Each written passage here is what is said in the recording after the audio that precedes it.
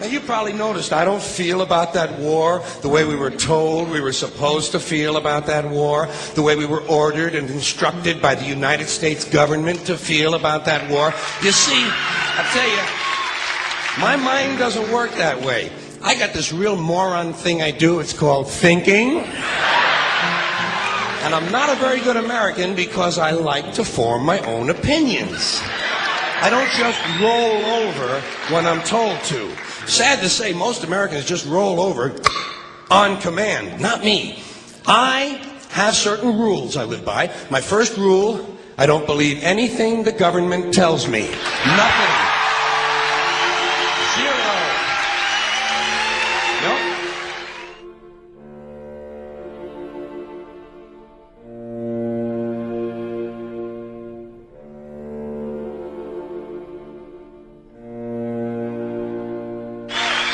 And I don't take very seriously the media or the press in this country, who in the case of the Persian Gulf War were nothing more than unpaid employees of the Department of Defense, and who most of the time function as kind of an unofficial public relations agency for the United States government. So I don't listen to them, I don't really believe in my country, and I gotta tell you folks, I don't get all choked up about yellow ribbons and American flags.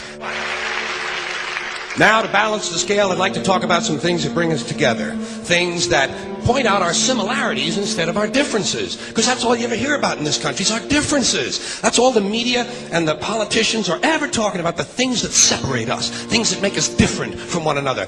That's the way the ruling class operates in any society. They try to divide the rest of the people. They keep the lower and the middle classes fighting with each other so that they, the rich, can run off with all the fucking money. Fairly simple thing, happens to work. You know, anything different, that's what they're going to talk about. Race, religion, ethnic and national background, jobs, income, education, social status, sexuality, anything you can do, keep us fighting with each other so that they can keep going to the bank. You know how I describe the economic and social classes in this country? The upper class keeps all of the money, pays none of the taxes. The middle class pays all of the taxes, does all of the work. The poor are there just to scare the shit out of the middle class.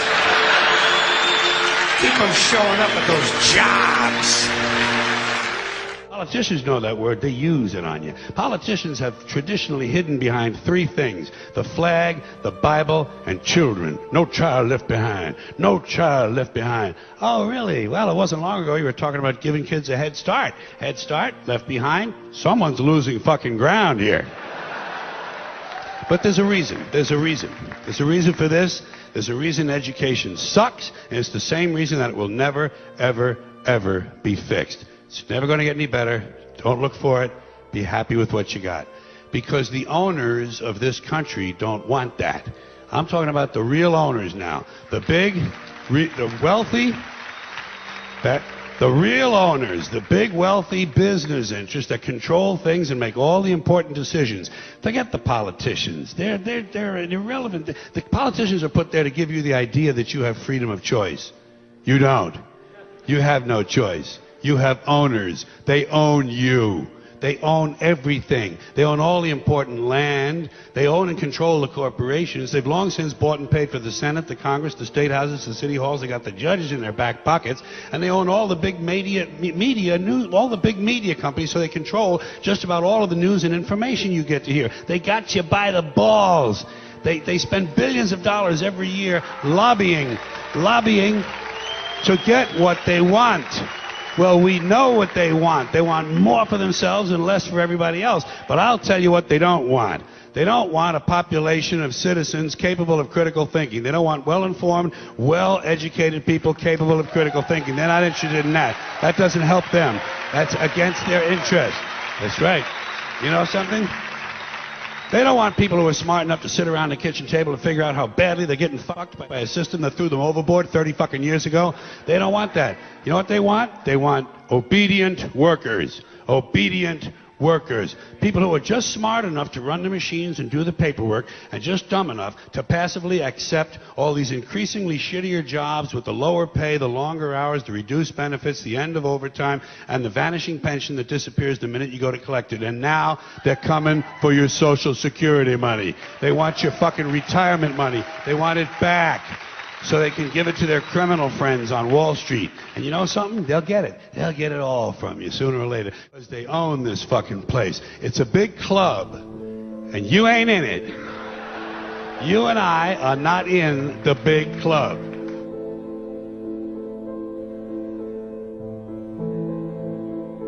The greatest form of control is where you think you're free when you're being fundamentally manipulated and dictated to. One form of dictatorship is being in a prison cell and you can see the bars and touch it. The other one is sitting in a prison cell but you can't see the bar, you think you're free. What the human race is suffering from is mass hypnosis. We are being hypnotized by people like this.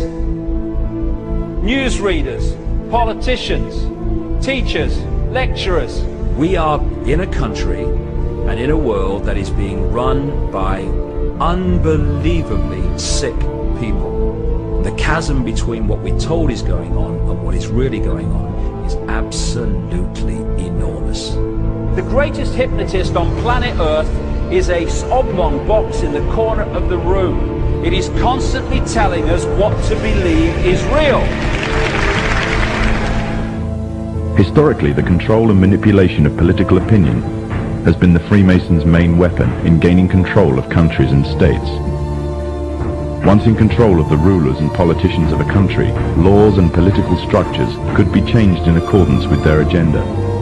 However, since restricting the body does not necessarily mean restricting the mind, the Freemason recognizes that their plan for a global government hinges completely on subduing the masses to their agenda, and thus eliminating opposition to their cause.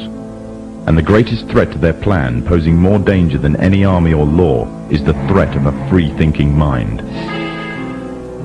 In order to eliminate this threat and to achieve their objective, the Masons have set about the boldest plan ever devised: the complete control of every aspect of human life, your life. And the weapons they are using against you are in your very homes, entertaining you and your children, and gradually indoctrinating you without you even realizing.